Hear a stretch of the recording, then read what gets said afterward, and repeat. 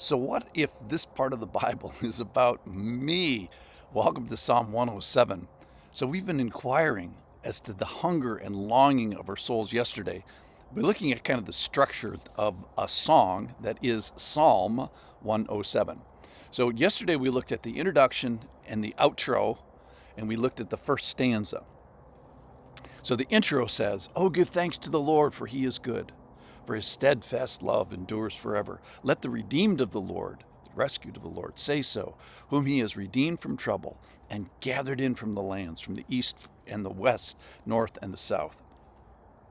So Psalm 107 is a song of thanksgiving because of the character of the Lord. He's faithful. That's a big theme throughout the whole thing. And that faithfulness has a real effect on real people in real time, and that is redemption and rescue. Now, that means, what's redemption? Redemption means that something of value has been exchanged. It's cost the person that redeemed you something. So the Lord is acting on our behalf at expense, that is, expense to himself. So something of great value. So to get us out of this mess in general, that we have put ourselves into. So these are wondrous works towards children of men. And we'll see some of that in this second stanza as well that we're going to look at here today. So each of these stanzas, remember, four things in each of the stanzas. It starts with the problem, then the people cry out, the Lord delivers, and the people give thanks. That's going to be a pattern through each of the stanzas. We're going to do stanza 2 and 3 here today.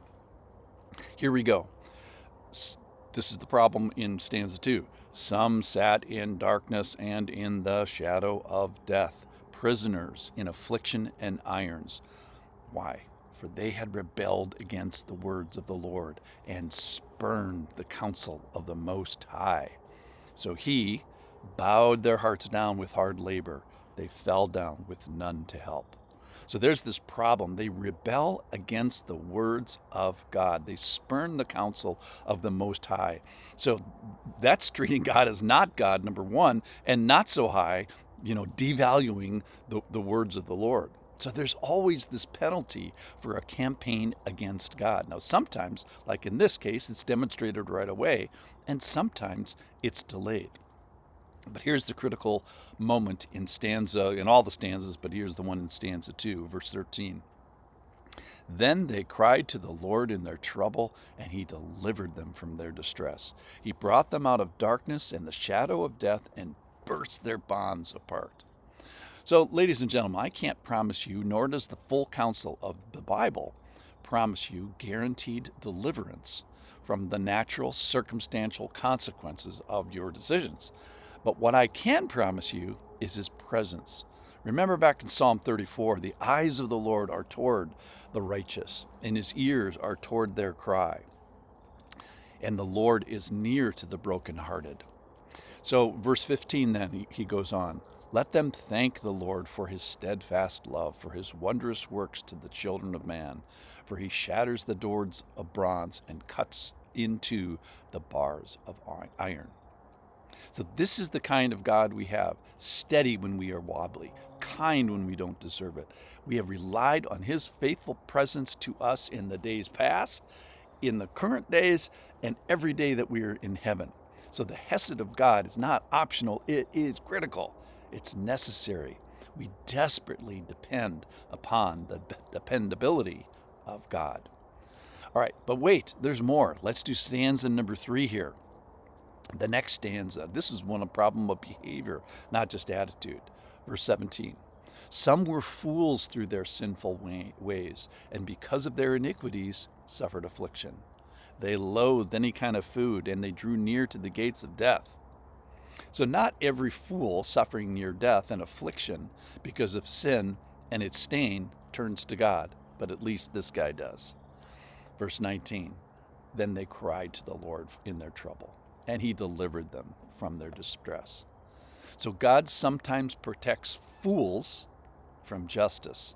God sometimes provides mercy. God sometimes bestows grace and gives us more than we deserve.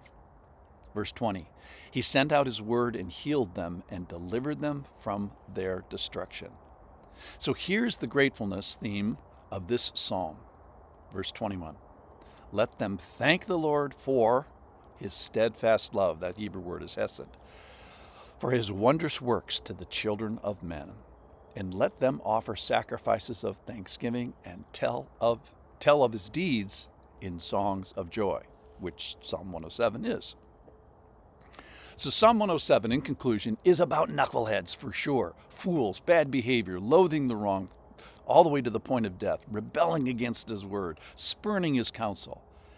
So is there any big part of your life that if a psalmist was writing a song about your life, that he could write a similar stanza about? All right, so that's some major error. Here's a harder question.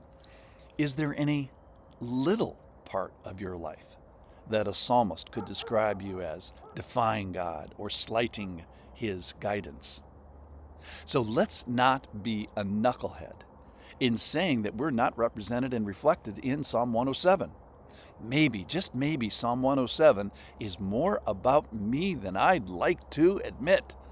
Stay with me tomorrow. There'll be some more. Thanks for listening.